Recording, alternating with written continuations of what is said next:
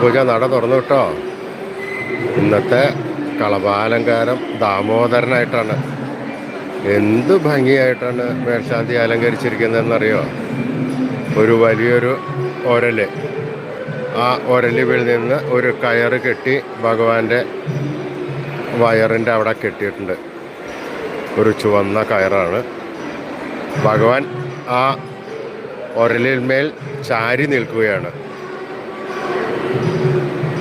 വലത് കയ്യിൽ ഓടക്കുഴലുണ്ട്, ഇടത് കയ്യ് ഒക്കത്തിങ്ങനെ കുത്തി വെച്ചിരിക്കുകയാണ്.